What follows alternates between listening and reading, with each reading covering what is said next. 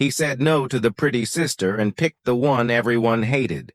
He rode in looking for a wife, and everyone thought he'd pick the cute one, but he turned away from her and chose the sister no one paid attention to. A lady without fancy bows or nice words, but with something that made him keep staring. What no one expected was how this pick would start a tale of being proud, being tough, and a love that would fix everything. Hey, my good buddy, this is Jasper Ashwood, your storyteller for Mountain Tales.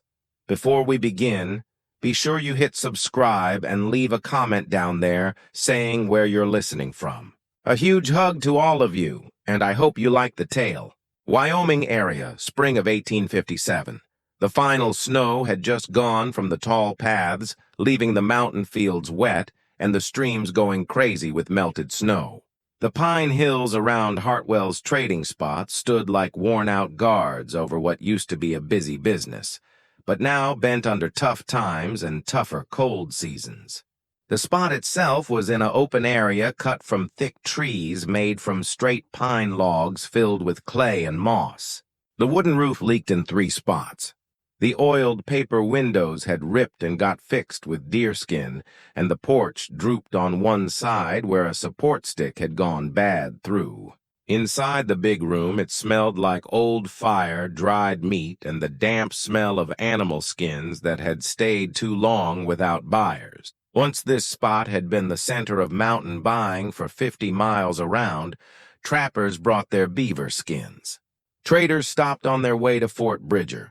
Wagon groups going to Oregon or California would stop here and get more stuff. Widow Margaret Hartwell's husband Duncan had run a strict business, fair in his trades and smart in his deals. The spot had done well, and so had the family, but Duncan Hartwell had frozen to death 3 winters ago, drunk and mixed up, walking off into a snowstorm after a night of whiskey.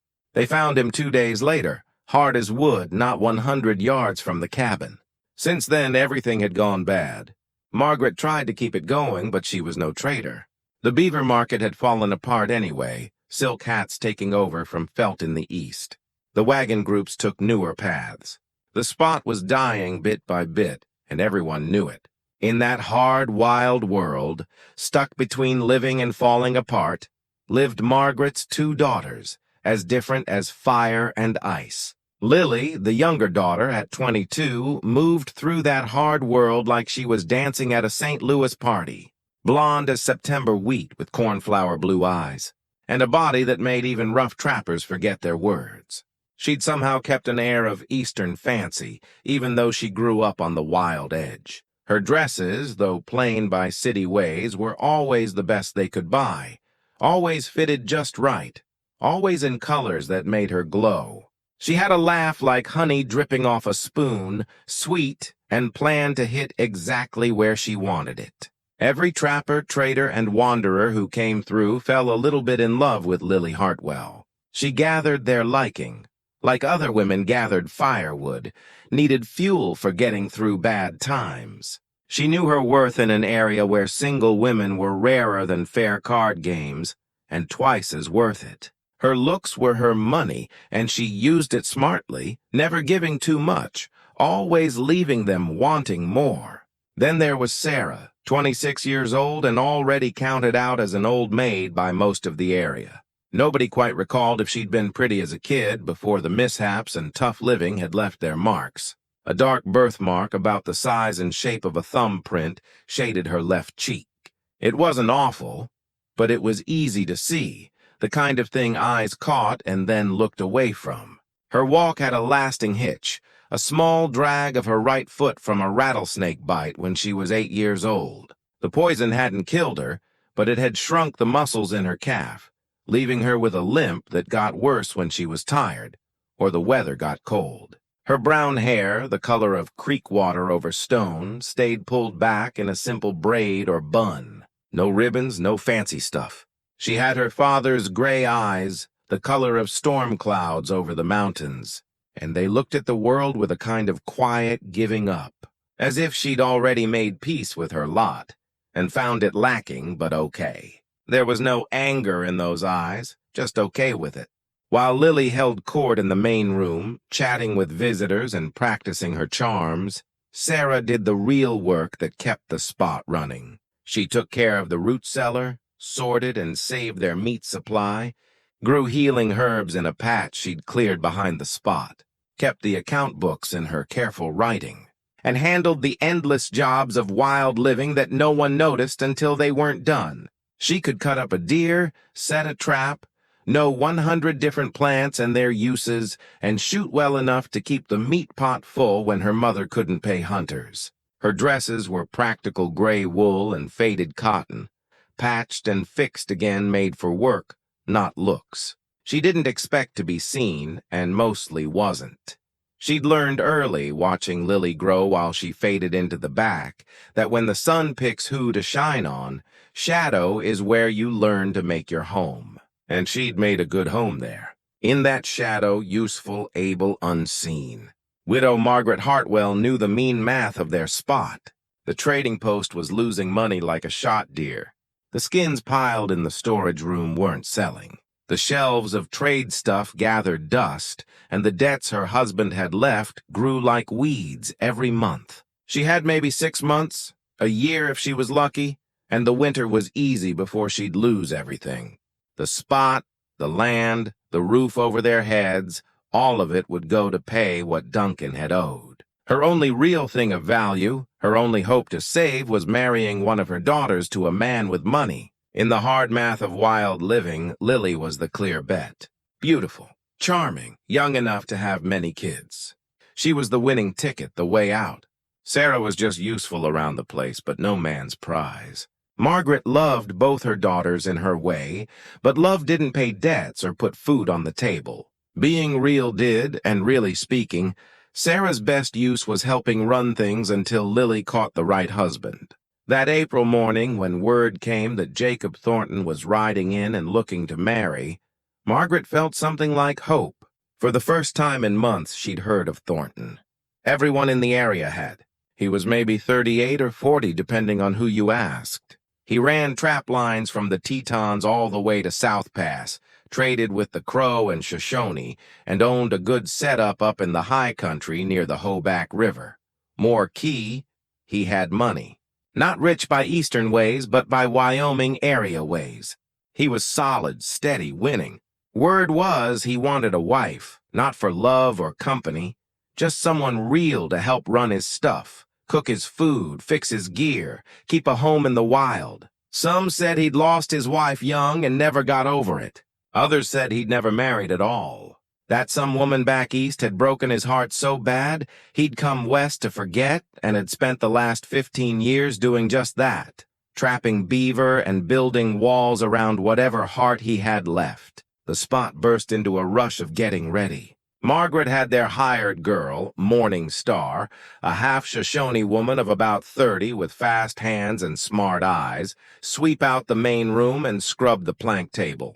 She set out their best tin cups, the ones without dents, and pulled out a side of deer meat to make a good stew. She sent Sarah to gather fresh herbs and Lily to make herself look good, which Lily needed no push to do. Lily got the chance right away. She went into the small room she shared with Sarah and came out an hour later, changed. Her best dress, the blue cotton with the tiny white flowers that made her eyes even bluer. Her blonde hair brushed until it shone like spun gold and set to fall in careful waves over her shoulders, a touch of berry color on her lips and cheeks. She looked like a princess somehow lost in the wild, pretty and delicate and totally out of place, which was just the look she wanted. Sarah, meanwhile, was out back splitting wood for fire, sleeves rolled up to her elbows, hands already rough and dirty with work. Nobody thought to call her in. Nobody thought she might want to make herself look good, too. She was just Sarah, after all, the useful one, the one who kept things going, not the one anyone came to see. Late afternoon, they heard the horse. Not many horses of a pack group or the noise of a wagon. Just one horse, steady and not rushed. Jacob Thornton rode into the open spot on a long buckskin gelding, the kind of tough mountain horse that could go all day on little food and bad ground. He sat his saddle like he'd grown there, easy and natural, a man totally at home in wild country. He was tall, over 6 feet, with the lean, strong build of a man who lived on deer meat and hard work. His face was dark from sun and wind, cut into hard edges that said nothing came easy, and he liked it that way. Dark beard with gray, trimmed short, dark hair hanging past his collar. He wore buckskin pants stained and worn, a wool shirt gone gray from lots of washings, and a wide-brimmed hat that had seen better years. A Hawken rifle rode in a holder on his saddle, and a big knife hung at his belt. He looked just like what he was, a man who lived in the mountains and answered to no one. His eyes, when they swept the spot, were dark and hard to read. Not cold just, but guarded, watchful. The eyes of a man who'd learned not to give anything away for free. Margaret greeted him with the closest thing to nice she could do. "Mr. Thornton, we're honored. Please come sit. We've got stew and fresh cornbread." He got off with quick moves, no extra motion, tied his horse to the porch rail. "Ma'am," he said with a nod. His voice was deep, rough, the voice of a man who spent more time talking to horses and mountains than people. They served the meal under the big cottonwood tree in the yard, the only spot with enough shade this time of day. The plank table wobbled on the uneven ground, tin plates, horn-handled utensils, food that was good and plain. Margaret sat at one end, Lily on one side, placed to catch the best light, an empty seat across from her, clearly meant for Thornton. He sat. Lily turned her full attention on him, and it was a lot. She had that gift, making a man feel like he was the only person in the world when she looked at him. "Mr. Thornton, Mother's told me so much about your success in the mountains. It must be terribly exciting living so wild and free." "It's living," he said, spooning stew. "Not much exciting about checking trap lines in January." She laughed like he'd said something smart. "Oh, but surely there must be adventures, meetings with Indians, dangerous animals, those sorts of things. Indians are mostly just people trying to get by, same as anyone. Animals are dangerous if you're dumb around them. Mostly it's cold, wet work that breaks your back and makes you old before your time." He ate steadily, not rude, but not into it either. Lily tried again, changing ways. "Still, a man of your skills must have interesting stories. Got a few?" He didn't say more. Margaret jumped in, trying to smooth the talk. "Lily is quite good herself. She sews nicely, plays the fiddle, sings. She'd make a fine wild wife, capable and fancy both." "I'm sure she would," Thornton said without committing. His eyes flicked across the yard, taking in the spot, the outbuildings, the state of things, checking, figuring. Then his gaze caught on something. Sarah had come out from behind the storehouse carrying an armload of split wood. She wore a faded dress the color of old smoke, patched at the elbows. Her braid had half come loose, strands of brown hair escaping around her face. She was limping more than usual, the leg clearly tired from a long day's work. She didn't see them under the tree, or if she did, she gave no sign. She just headed for the woodpile, focused on her task. Thornton watched her stack the wood with practiced speed, every move quick, with purpose, the way she tested each piece to make sure it would burn clean, the way she set the pile for easy reach. Small things, but they spoke of being good at it, of someone who thought ahead. "Who's that?" he asked. Margaret glanced over, surprised. "Oh, that's Sarah, my oldest. She handles most of the real stuff around here." "Sarah," he repeated, as if trying the name. He watched her finish with the wood and head back toward the storehouse, favoring that bad leg, but not letting it stop her. Then he set down his spoon and looked right at Margaret. "Ma'am, I like the welcome and the meal, but I should be clear about why I came." "Of course," Margaret said, sitting straighter. Lily leaned forward a bit, her smile perfect. Thornton cleared his throat, clearly not comfy with what he was about to say. "I need a wife, not for romance or company. I need someone real, someone who can work hard, won't whine about rough living, and won't expect things I can't give. I've been asking around, and folks said you had daughters old enough to marry." "We do indeed," Margaret said, pointing to Lily. He nodded slowly. Then with the same straight talk he'd used to discuss the price of beaver skins. "With due respect to your house, ma'am, I'd like permission to court Sarah." The quiet that followed was so full you could hear the cottonwood leaves moving. Margaret's face went blank with shock. Lily's smile froze, then cracked, then broke into something bad before she could control it. Her face went red, then white. Sarah, who'd been heading back toward them and was close enough now to hear, stopped walking. She stood maybe 20 feet away, wood bits still stuck to her dress, strands of hair stuck to her sweaty forehead, one hand, without thinking, rubbing her bad leg. Her gray eyes went wide, not with joy or thrill, but with pure mix-up. "I beg your pardon," Margaret finally got out. "Sarah!" Thornton said louder now, looking right at her. "I'd like permission to court Sarah if she's okay with it." Sarah's mouth opened, closed, opened again. "Why?" The word came out harder than she meant, sharp with years of being ignored. He stood, walked across the yard to stand in front of her. Up close, she had to tilt her head back to look at him. He was much taller, much broader, but he didn't tower. He just stood there, solid as a pine tree, and looked at her with those dark, guarded eyes. "Because you're real," he said. "Because you don't expect things you can't have. Because you work hard and don't quit. Because," he paused, then finished. "Because you're real, not playing a part, just real." Sarah stared at him. Around them, the world seemed to hold its breath. A breeze moved through the cottonwood. Somewhere a crow called. She could feel her mother's shock, Lily's anger, the weight of a moment that would change everything. "I'm not pretty," she said flatly. "I limp. I've got this mark on my face. I'm 26 and nobody's wanted me yet. If you're looking for, I'm not looking for pretty," he cut in. "I'm looking for someone who won't break when the snow's 10 feet deep and the meat's running low. Someone who knows how to live." "That you?" She held his gaze. Her chin came up a bit. "Yes, then that's why." He glanced back at Margaret.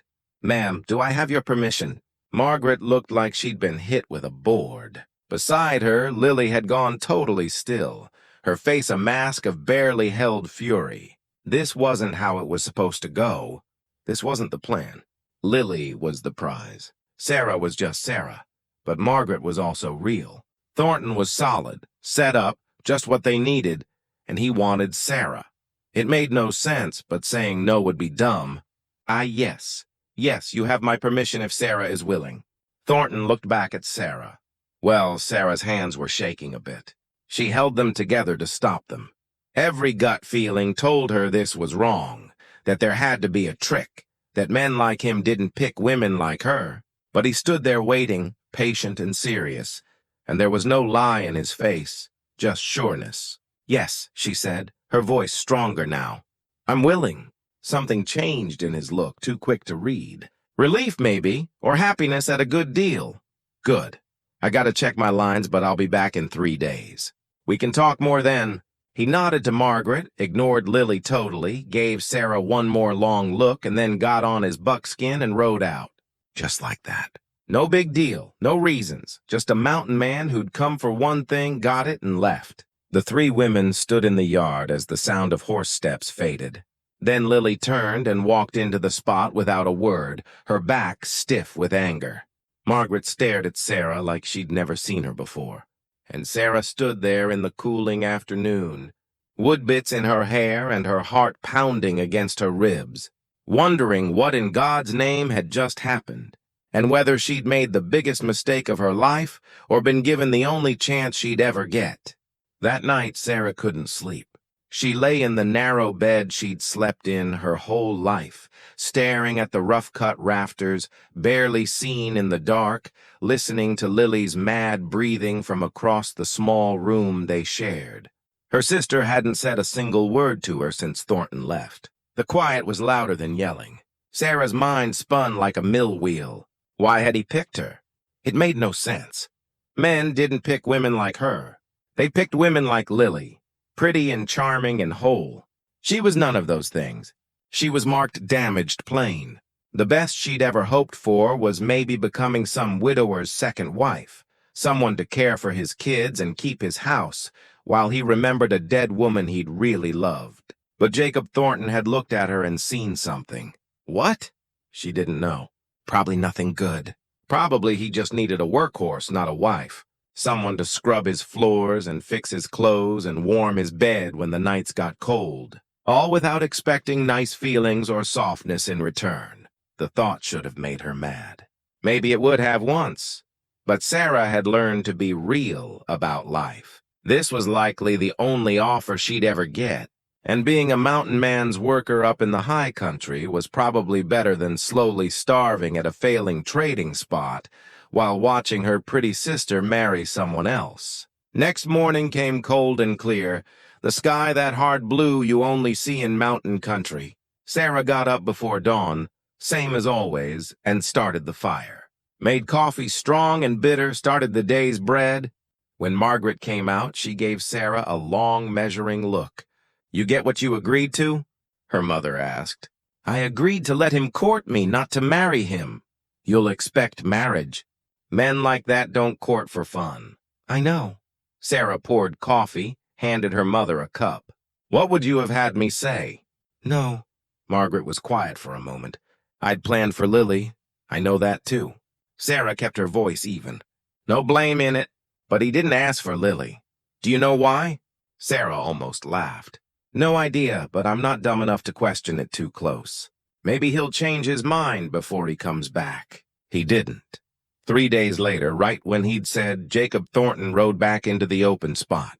This time, he didn't stop at the main spot. He rode around back to where Sarah was working in her herb garden, pulling early weeds and checking what had lived through the winter. She heard the horse, looked up, and there he was, sitting easy in the saddle, looking down at her. "Need to talk," he said by way of hello. Sarah stood, brushing dirt from her hands. "All right, somewhere private." She led him down to the creek out of hearing of the spot. The water ran high and fast, snowmelt making it bad. They stood on the bank, and for a long moment neither spoke. A dipper bird worked the rocks, dunking and popping up, going about its business. Finally, he broke the quiet. "I don't deal in nice words or fake promises, so I'm going to lay this out plain." "Please do." She kept her eyes on the creek, not him. "I live rough. Cabins 1 room, maybe 14 by 16 feet. No neighbors for 20 miles. Winters are hard, summers are short. I'm gone sometimes for weeks running trap lines. The work's endless and most of it's heavy. It's lonely up there and it's dangerous. Bears, wolves, storms that come up out of nowhere. One mistake can kill you." "I understand." "I don't think you do." His voice was harder now. "I'm not offering you comfort. I'm not offering you safety. I'm barely offering you living." She turned to face him then, and her gray eyes were steady. "What are you offering?"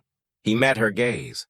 "Partnership, respect, honesty, a share in what I build. Protection best I can give it, but not love. I can't offer that. Won't lie and say I can, because you don't have it to give, because I gave it once and it near killed me." The words came out harsh. Then he checked himself. "Woman back in Pennsylvania was young and dumb. Thought we'd marry. She left 3 days before the wedding. Ran off with a cavalry guy heading west. Left me a note saying I was too hard, too cold, too much wild, and not enough town life. I'm sorry." "Don't be." She was right. "I am those things. That's why I'm here instead of there. So I'm telling you straight. I'll be faithful. I'll work hard. I'll provide. But I can't give you softness or sweet words or whatever women dream about. That's not in me anymore." Sarah was quiet for a long moment, watching the creek rush past. Then she said, "I've been unseen my whole life. My mother loves Lily more, though she'd never say it out loud. Men look past me to get to her. I've made my peace with being second choice or third or no choice at all. So you being honest about not loving me? That doesn't hurt, Mr. Thornton. What would hurt is you pretending something you don't feel." He looked at her like he was seeing her right for the first time. "You're tougher than you look. Have to be. Weak things don't live out here." "No, they don't." He shifted his weight. "So you still willing? If I say yes, what happens next? I court you proper. Come by regular for a few weeks. Let you see more of who I am. Let me see more of you. If we still fit after that, we marry. Simple thing, nothing fancy. Then you come up to my place and we start building a life. And if we don't fit, then we call it off. And no hard feelings." She almost smiled. No hard feelings. That's a fair offer, Mr. Thornton. Jacob, if we're doing this, you call me Jacob. Sarah, I know. And the way he said it, like her name was something worth remembering, made something in her chest go warm. Then yes, Jacob, I'm still willing. He nodded once, happy. Then he did something not expected. He reached into his shirt and pulled out a small piece of paper, folded careful, handed it to her. Read that when you're alone. I'm better at writing than talking.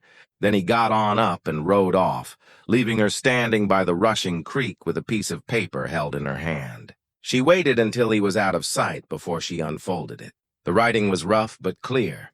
The letters made with clear effort by a man not used to writing anything but supply lists and account counts. Your absence bothers me more than your presence should. I don't get it, but it's true, JT. Sarah read it 3 times.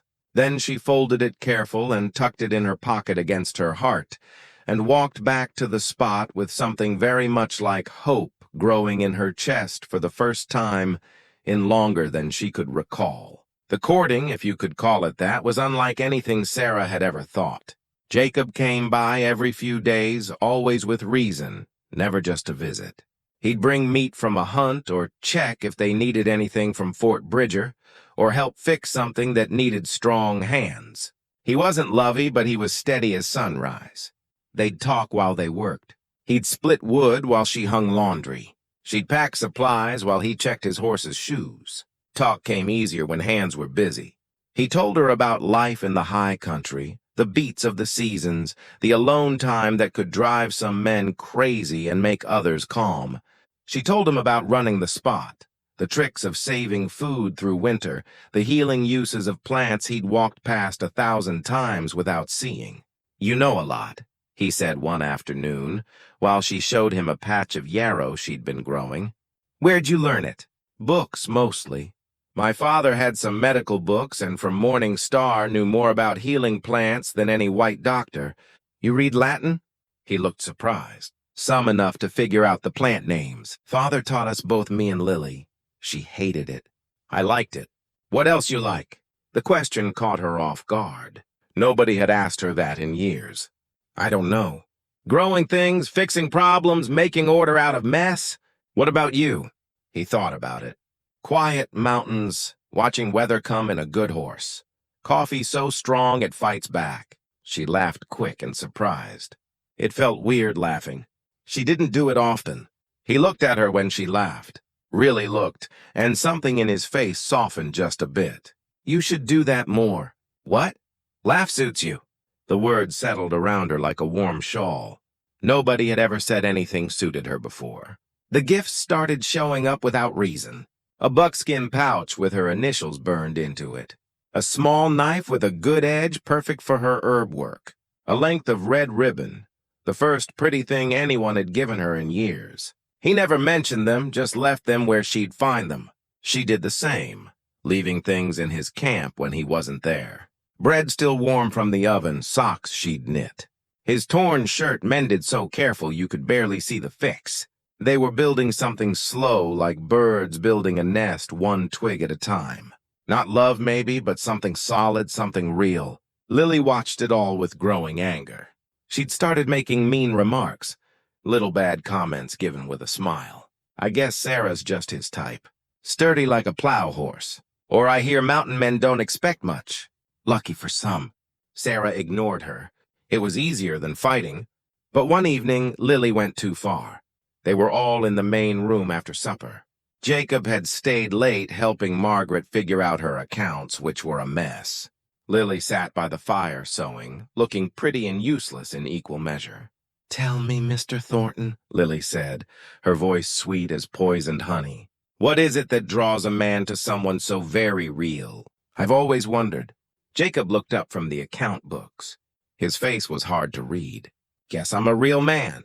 Oh, I'm sure. But still, don't you ever want something more, something pretty to come home to instead of just useful?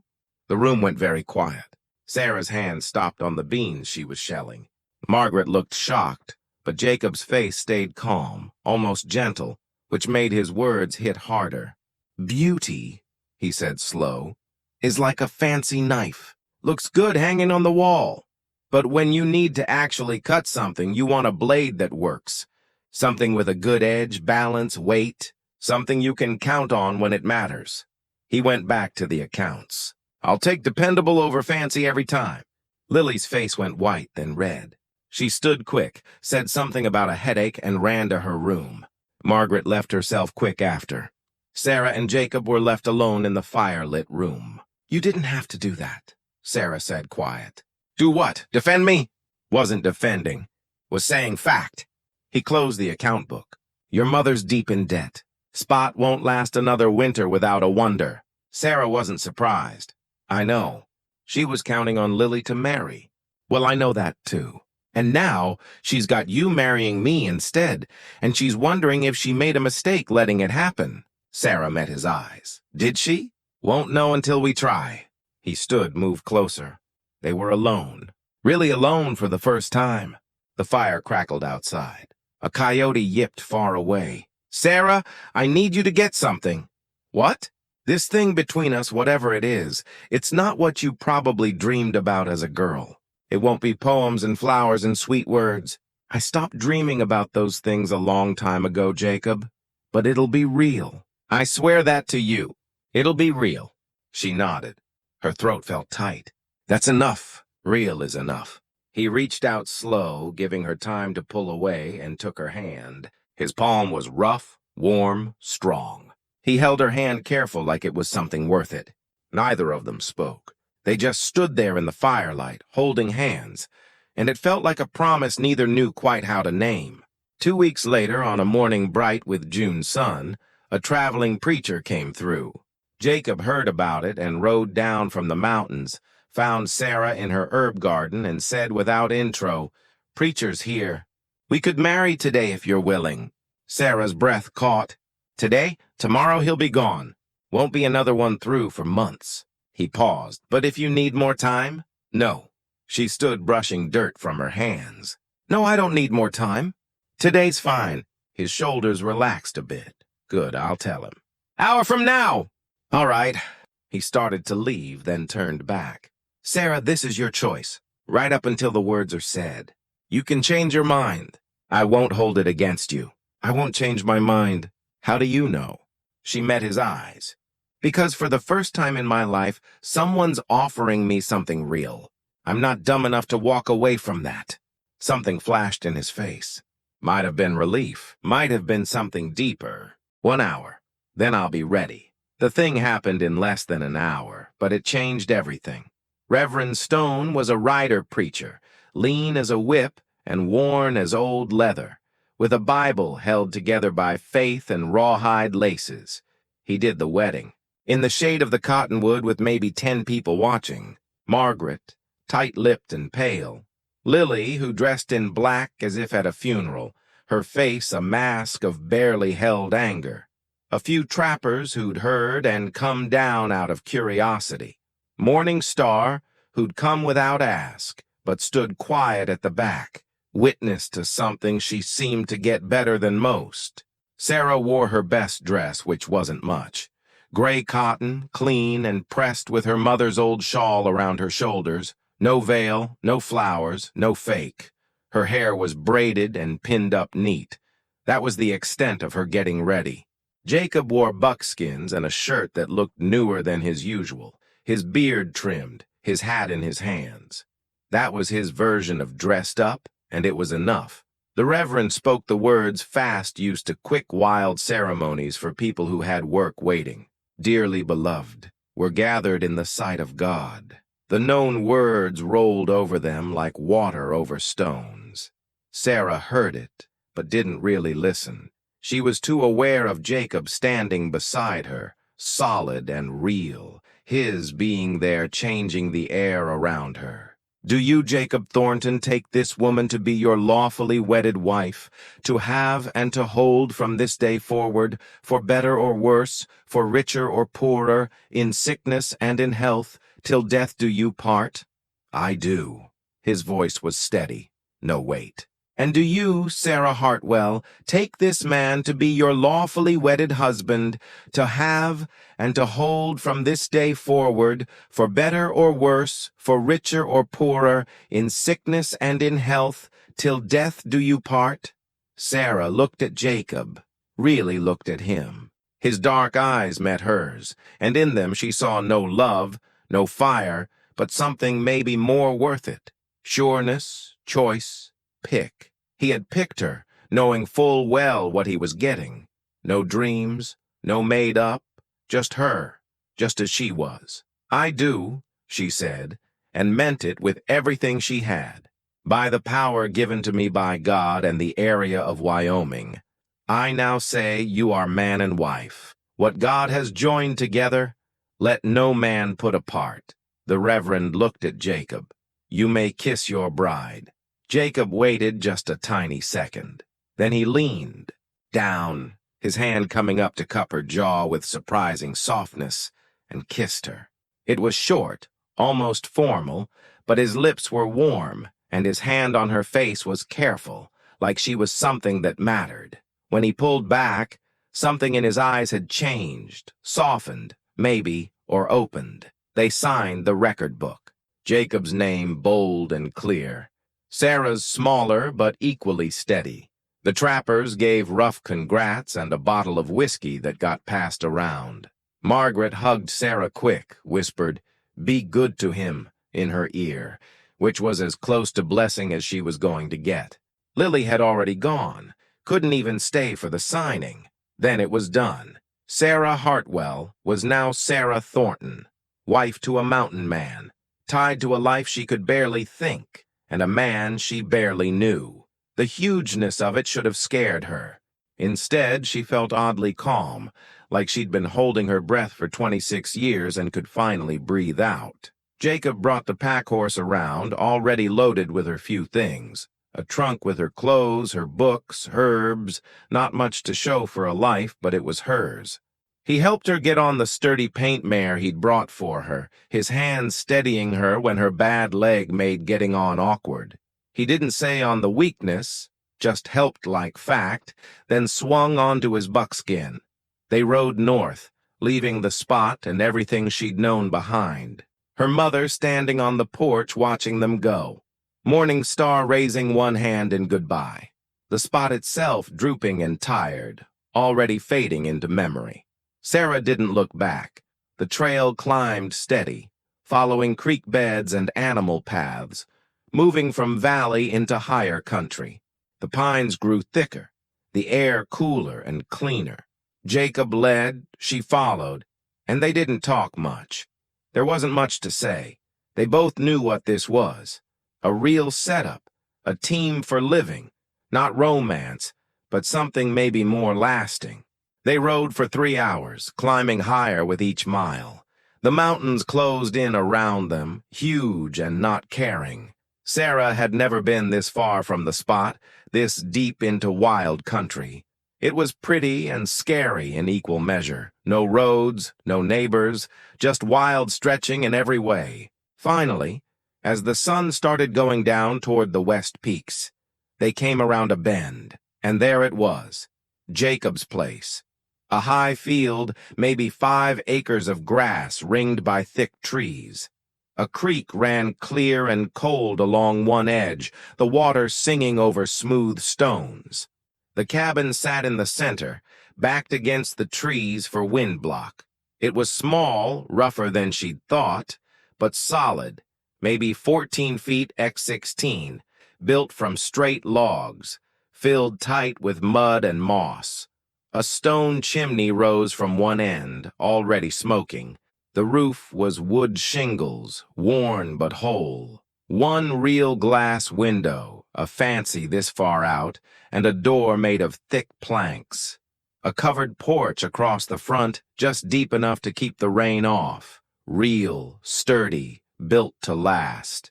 Behind the cabin, a lean-to for the horses, a small smokehouse, a root cellar dug into the hillside, furs hung stretched on frames, tools hung neat on wall pegs under the porch roof. Everything in its place, everything set. the home of a man who lived alone and liked order. "It's not much," Jacob said, the first words he'd spoken in an hour.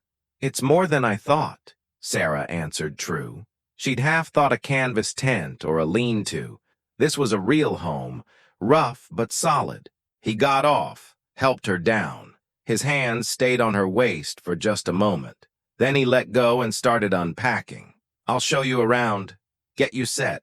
The inside was dim until he lit a lamp. Then it came from shadow. One room like he'd said, but well set. A bed built into one corner, wide enough for two, covered with buffalo robes and wool blankets. A table and two chairs near the fireplace. Shelves on the walls holding supplies, tools, books, a trunk, some pegs for hanging clothes, the fireplace. With a good hook for hanging pots, clean, spare, manlike. But the fire was already set and burning, which meant he'd ridden up ahead at some point to get ready.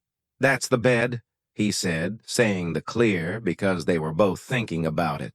"I can sleep in the no," Sarah cut in. "We're married." "This is silly pretending otherwise." His jaw worked. "Sarah, I don't expect. I know what you expect and don't expect. We've been clear about that. But this is a small cabin. It'll be cold come winter. Sharing a bed is real, nothing more." He studied her face, looking for something. Whatever it was, he must have found it because he nodded. "All right. If you're comfy with it, I'm comfy with being real." The corner of his mouth twitched. Might have been a smile. "I'm noticing that about you." They got into an awkward way for the rest of that first day. He showed her where everything was, how the cabin was set, what needed doing. She unpacked her things, finding places for her stuff in this space that was now hers. They moved around each other careful, like two animals sharing ground for the first time, wary but not mean. She made supper from the supplies he had, deer stew because it seemed safe, and she knew how to make it well. Cornbread, coffee. They ate in near quiet, both tired from the day, from the changes, from the weight of what they'd done. When full dark came, they faced the must, the bed. Jacob fixed the fire while Sarah changed into her nightdress behind a blanket he'd hung for privacy. Then she climbed into bed, staying far to one side, leaving him lots of room. The buffalo robes were soft, the blankets warm. The bed itself was comfy, better than what she'd had at the spot. He put out the lamp, and she heard him moving in the dark, the rustle of clothes coming off. Then the bed shifted as he climbed in on the far side. They lay there, a careful foot of space between them, both stiff as fence posts, staring up at the dark rafters. "Sarah," he said finally. "Yes." "Thank you for what?" "For saying yes. For coming here, for not making this harder than it has to be." She thought about that. "You're welcome. And thank you for picking me. I know it doesn't make sense to most people, but it makes sense to me." "Makes sense to me, too," he said quiet. They lay there in the dark, listening to the night sounds, the creek, the wind in the pines, an owl calling from somewhere close. Slow, without noticing, they both relaxed. The space between them stayed, but it didn't feel as big, and finally, tired from the long day, they both slept. Sarah woke once in the deep night. The fire had burned down to coals, barely glowing. She could hear Jacob's breathing, slow and steady.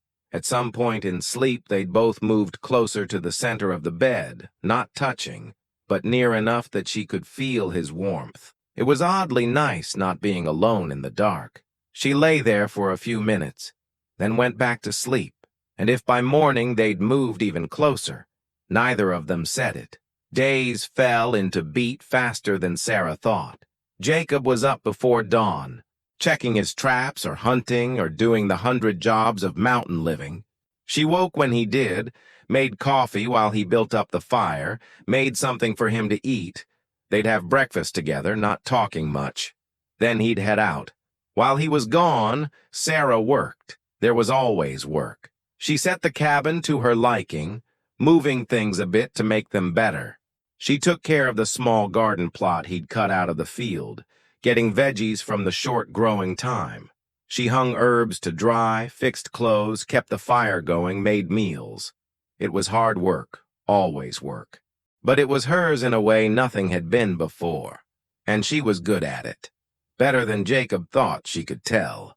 He'd come back from a day on the trap lines to find his torn shirt fixed so well you couldn't see where the rip had been, or his favorite coffee already made or the evening meal ready and waiting. He didn't say much, but she'd catch him looking at her sometimes with a look she couldn't quite read. Surprise, maybe, or rethinking.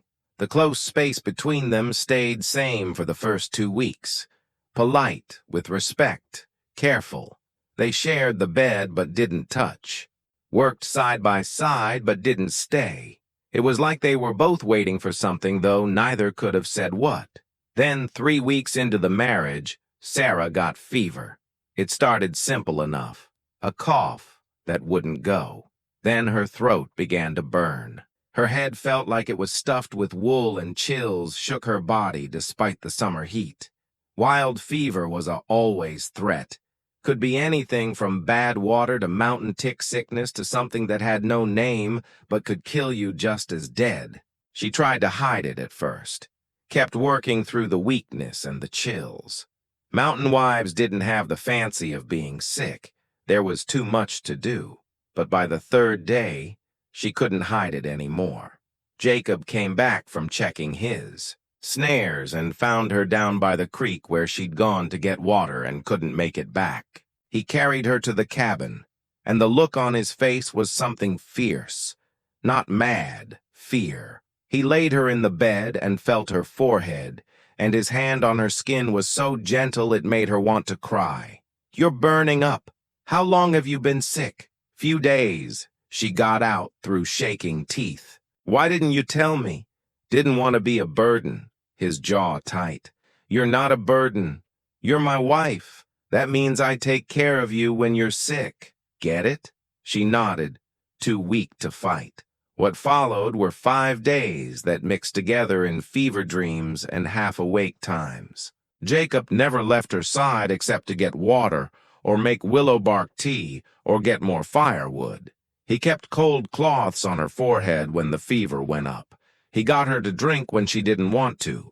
He sat up through the nights when the fever made her out of it, and she called out for people long dead, her father, her grandmother, people from her kid days. Once deep in fever, she woke enough to see him sitting beside the bed, elbows on his knees, head in his hands. He looked worn out, scared, more human than she'd ever seen him. "Don't die," he was saying so quiet she almost didn't hear. "Don't you dare die on me. Not now, not after." She tried to speak, to tell him she was fighting, but the fever pulled her back under before she could make words. On the 5th day, the fever broke. She woke clear-headed for the first time, weak as a new kitten but aware. Jacob was asleep in the chair beside the bed, still in the same clothes he'd been in for days, beard grown wild, tiredness cut into every line of his face. His hand was wrapped around hers, like even in sleep, he needed to make sure she was still there. She lay there for a long time just looking at him. This man who'd married her for real reasons, who'd told her he couldn't give her love. This man who just spent 5 days and nights nursing her through a fever that could have killed her, barely sleeping, barely eating, refusing to leave her side. His actions spoke louder than any words could. When he finally woke, their eyes met. For a long moment, neither spoke. Then he said, voice rough with tiredness, "Don't do that again. I'll try not to. You scared the hell out of me. I'm sorry." "Don't be sorry." Just he stopped, seemed to fight with words. "Just don't die. I couldn't stand it if you died." "Why?" The question came out before she could stop it. He looked at her for a long moment. "I don't know, but somewhere in the last few weeks, you stopped being an easy setup and started being," he trailed off. "Being what?" "Mine," he said finally. You started being mine, and I don't give up what's mine. It wasn't a say of love, but it was something. Something real and raw and true. Sarah felt tears in her eyes. The first tears she'd shed in years. I'm yours, she whispered. And you're mine. Is that all right? He leaned forward, pressed his forehead to hers. Yeah, that's all right. He kissed her, then gentle because she was still weak, but with a softness that made her breath catch. And when he pulled back, something basic had changed between them. They weren't strangers sharing space anymore. They were becoming something else, something neither had names for yet, but both knew as worth keeping. By fall, they'd found their beat, and it was a good one. Sarah did well in the high country in ways that surprised them both. She was stronger than she looked, tougher than anyone, including herself, had guessed. Her limp barely bugged her in the mountain, or maybe she'd just stopped letting it say who she was. She learned to ride better, to shoot straight, to read weather and animal signs. Jacob taught her without looking down, treated her like a partner, and she learned without whine or fake shy. The mountain group, small and spread as it was, took her in quick. Other trappers' wives, Shoshone women married to white men, the few tough souls who called this wild home. They shared know-how, traded stuff, helped each other live. Sarah wasn't the ignored sister anymore. She was Thornton's woman, and that carried weight. More key, she'd earned her own respect through being good and quiet strength. One evening, in late September, when the aspens had turned gold and the air had the first bite of coming winter, they heard horses coming. Jacob's hand went to his rifle automatic. Then he relaxed. It's just Red Cameron. A trapper named Red Cameron rode up, lean as a whip with a laugh that carried across hills. Behind him, awkwardly sat on an odd horse, rode someone Sarah never thought to see again. Lily, her sister, looked totally out of place in the mountains. Overdressed in a travel outfit more for St. Louis than Wyoming wild, not comfy on the horse. Her face tight with the tiredness of hard travel. Red helped her get off with the careful hands of a man handling fancy china. Found this lady at Fort Bridger, Red said, his grin wide. Said she was your sister-in-law, Jacob. Figured I'd bring her up since I was heading this way anyhow, staying at the McMurray place. Thought you'd want to know she was in the area. Lily's eyes swept the cabin, the rough yard. Sarah in her worn work dress and moccasins, her brown hair braided simple, her hands dirty from digging potatoes. Lily's smile was sharp enough to draw blood. My goodness, Sarah, how very wild you've become. What brings you up here, Lily? Sarah kept her voice even, but her guard was up. Lily didn't make casual visits. Oh, I've been traveling, seeing the area. I thought I'd visit. Her gaze slid to Jacob, stayed with clear want. See how my dear sister was handling in such rough spots. They had no choice but to offer welcome. That was wild law. They fed her deer stew and cornbread, gave her the bed, while Sarah and Jacob took blankets by the fire. The cabin felt too small with Lily in it, her being filling every corner with barely hidden hate and something darker. Jealousy, maybe, or regret. The next day was worse. Lily filled the small cabin with her comments, each one made to hurt, wrapped in sweet. You look so tired, Sarah. All this work must be wearing. Do you really do all this yourself? Surely Jacob could hire help. I simply couldn't live this way, so far from town. Sarah took it all in quiet, but Jacob's face grew harder, bit by bit. By the second evening, the tight feeling was thick enough to cut with a knife. They were making supper when Lily, who'd been watching Jacob with planned interest all day, made her move. Mr. Thornton, she said, her voice dripping sweet. I've been wanting to speak with you private about family stuff. Anything you have to say, you can say in front of Sarah, Jacob replied, not looking up from sharpening his knife. It's rather delicate. Lily's smile had teeth in it. About Sarah's condition. Sarah's hand stopped on the veggies she was chopping. Jacob's head came up slow. What condition? Oh, hasn't she told you? Lily's eyes shone with bad wind. The rumors back home about the fever she had as a kid. They say it hurt her, made her unable to have kids, that she'll never give you children. I thought you should know before she left the sentence hanging. The quiet that followed was total. Sarah felt her chest tight, her breath catch. This was it. The moment Jacob would see he'd made a mistake, that he'd married bad goods, that real didn't matter if she couldn't even give him the most basic thing a wife was supposed to give. That true? Jacob asked, his voice careful even. Sarah lifted her chin. I don't know. Maybe the doctors were never sure I should have told you before we married. Why didn't you? Because you said you wanted real, not love. I didn't think she swallowed hard. I didn't think it would matter to you. Jacob set down his knife, stood slow. He looked at Lily and his eyes were colder than a January creek. Get out. Lily blinked, her wind smile failing. I beg your pardon. You heard me. Get your things. Red's leaving at first light. You'll go with him. And you won't come back, but You came here to make trouble to hurt Sarah. To maybe drive a wedge between us so you could what? Take her place. Did you really think that would work? He took a step toward Lily and she backed up without thinking. You're pretty. I won't say no. But you're also mean and small and so eaten. Up with jealousy you can't stand seeing your sister happy. Happy? Lily laughed bitter. Living in a shack in the wild. Married to a man who doesn't love her. Who says I don't love her? Jacob's voice was quiet, but it hit like thunder. Sarah's head snapped up. Lily's mouth fell. Open. Even Jacob looked surprised he'd said it out loud. He turned to Sarah and his face was open in a way she'd never seen. Things change. What I wanted changed. What I feel changed. I didn't plan on it. Didn't want it. But somewhere between that first day and now, you stopped being easy and started being needed. You think I don't love you, woman? I can't breathe right when you're not in the room. Sarah's eyes filled with tears. Jacob, I don't care if you can't have kids. We'll make do. We'll be enough for each other.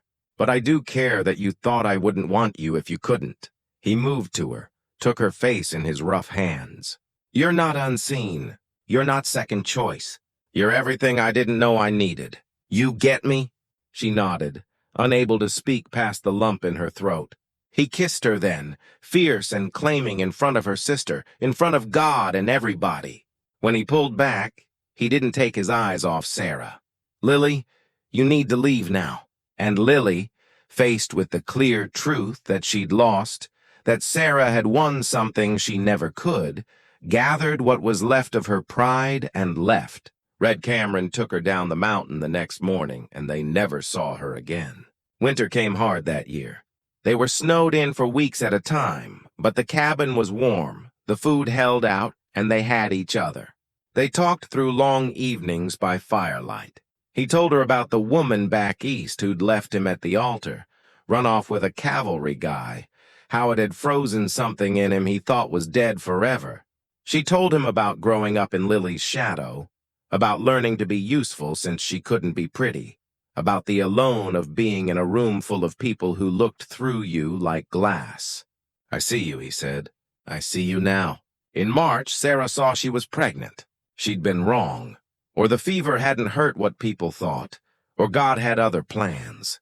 When she told Jacob, he went still, then pulled her close and shook, not from fear, from relief, from joy, from things he thought he'd never feel.